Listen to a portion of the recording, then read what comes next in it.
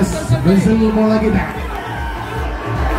ಏನಾಗಲಿದೆ ಲೀಗ್ ಹಂತದಲ್ಲಿ ತುಳುನಾಡ ಜವನರ ಗೆಲುವನ್ನು ದಾಖಲಿಸಿತ್ತು ನೋಡಿ.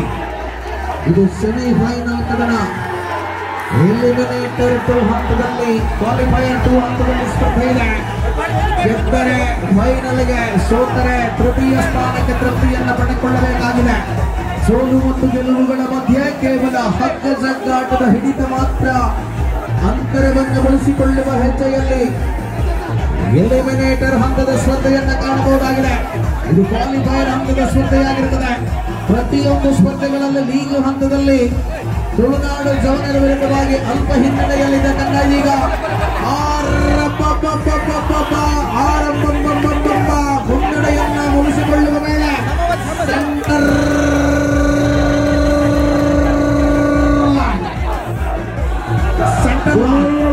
ಅತ್ಯಂತ ಸರಿಯಾದ ಹೋರಾಟ.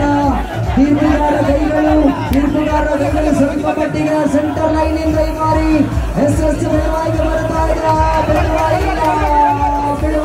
ಬೆಳವಾಯಿಗೆ ಬರ್ತಾ ಇದೆ. ಅತ್ಯಂತ ಸರಿಯಾದ ಹೋರಾಟ ಪಂದ್ಯಕೂಟದ ತೀರ್ಪುಗಾರಿಕಾ ವಿಭಾಗದಲ್ಲಿರುವಂತಹ ಜಯರಾಜ್ ಅವರ ಕೈಗಳು ಈ ಬಾರಿ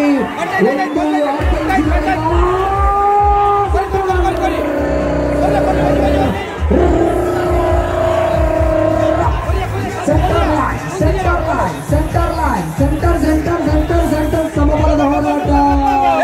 1 ನಿಮಿಷ 40 ಸೆಕೆಂಡ್ಗಳು ಮುಕ್ತಾಯವಾಗಿದೆ. ಹಗ್ಗ ಸಮ ಇಲ್ಲ, ಚೋಟಿ ಇಲ್ಲ, ಚೆಂಡೆ ಇಲ್ಲ, ಸಮಬಲದ ಹೋರಾಟ.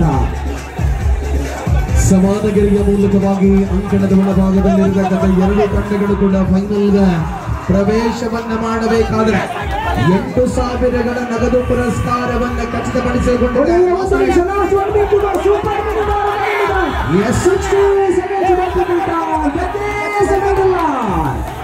8,000 ನಗದು ಪುರಸ್ಕಾರವನ್ನು ಖಚಿತಪಡಿಸಿಕೊಂಡಿರುವ ಎಂಎಫ್ಸಿ 10,000ಕ್ಕಾಗಿ ಯಾರ ಜೊತೆಗೆ ಹೋರಾಡಬೇಕಿದೆ? ತುಳುನಾಡ ಜವನ ಎಸ್ಎಸ್ ವರ್ಸಸ್ ತುಳುನಾಡ.